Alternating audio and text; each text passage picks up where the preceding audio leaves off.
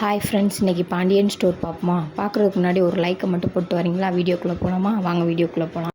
ராஜி வந்து புக்கை எடுத்து உட்காந்து படிக்கலான்னு போகிறாங்க. படிக்கலான்னு போனப்போ, என்னடா இவ்வளவு பிரச்சனைகள் நடந்துக்கிட்டு இருக்குது, இந்த பிரச்சனைகளுக்கு நடுவில் மாமா இப்படி பண்ணுறாரே அப்படின்னு சொல்லி அந்த பிள்ளைக்கு மண்டை குழம்புனோடனே இருந்தாலும் நம்ம மீனாக்காட்ட இந்த டவுட்டை கிளியர் பண்ணுவோம். மீனாக்கு கால் பண்ணி, மீனாக்கா இங்கே என்ன பிரச்சனை நடந்துக்கிட்டு இருக்குது, மாமா பாருங்கள் மீனாக்கா, ஃபோன் பண்ணி அந்த பொண்ணுகிட்ட அஞ்சலிகிட்ட பேசுகிறாரு, வாக்கெல்லாம் கொடுக்குறாரு, கட்டுனா உன்னையத்தான் கட்டுவேன், வேறு யாரையும் கட்ட மாட்டேன், அப்படி இப்படின்னு சொல்லி பேசுகிறாரு அப்படின்னு சொல்லி ராஜி சொல்கிறாங்க. ராஜி சொல்லையில் மீனா சொல்கிறாங்க, நம்ம நிறையா பிரச்சனையில் உள்ளே போயாச்சு ராஜி, இனிமேல்லாம் எந்த பிரச்சனையிலையும் போக வேணாம், நீ பாட்டுக்கு நீ படி, நான் பாட்டுக்கு நான் இருக்கேன் அப்படின்னு சொல்கிறாங்க.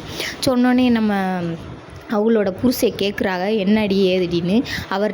அவங்கள்ட்ட சொல்லி ஒரு பிரச்சனை ஆக போகுது இல்லைன்ட்டு சொல்லாமல் அவங்க படுத்துடுறாங்க. படுத்தோடனே காலையில் எழுந்திரிச்சு வீட்டுக்காருக்கு டீ கொடுக்குறாங்க.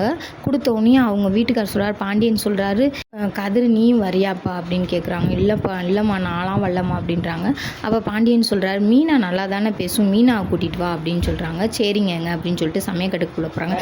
ராஜி ஓடி போய் ராஜி சொல்கிறாங்க, அத்தை நானும் வரத்த, ரொம்ப நாளாக எனக்கும் பார்க்கணுன்னு ஆசையாக இருக்குது அப்படின்னு சொல்கிறாங்க. சரி ராஜி, உனக்கு காலேஜ் இல்லையான்னு கேட்குறாங்க.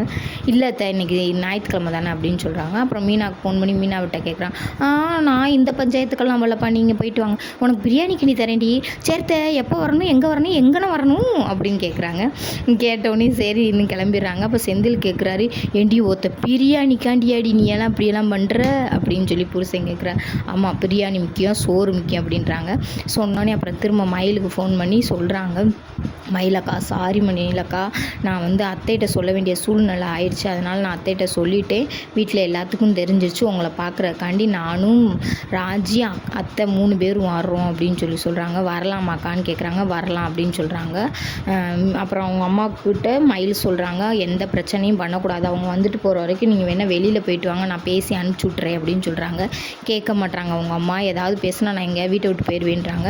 அவங்க வீட்டுக்காரர் சொல்கிறாரு, என்னடி இப்படி சொல்கிறா அப்படின்னா, நான் பார்த்துக்கிறேன் அப்படின்றாங்க. அப்புறம் பார்த்திங்கன்னா இங்கிட்டு நம்ம சரவணன் வந்து அந்த பொண்ணை கோயிலில் கூட்டிகிட்டு வச்சு அந்த பொண்ணு கையை பிடிச்சி சத்தியமெல்லாம் பண்ணுறாரு. போன தடவை தான் லவ் பண்ணையில் உன்னை ஏமாற்றிட்டேன், இந்த தடவை உன்னை நான் ஏமாற்ற மாட்டேன், உன்னை கட்டுனா உன்னை மட்டும்தான் கட்டுவேன்னு சொல்கிறார்.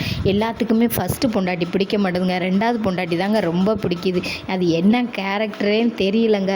இனிமேல் ஃபஸ்ட்டு எல்லோரும் கல்யாணம் தீர்த்து விட்டுட்டு அடுத்து 2வது கல்யாணம் பண்ணிக்கங்க, அதுதான் பிடிக்குது எல்லாத்துக்குமே. பிடிச்சிருந்தா சப்ஸ்கிரைப் பண்ணிக்கோங்க, தப்பாக இருந்தால் மன்னிச்சுக்குங்க.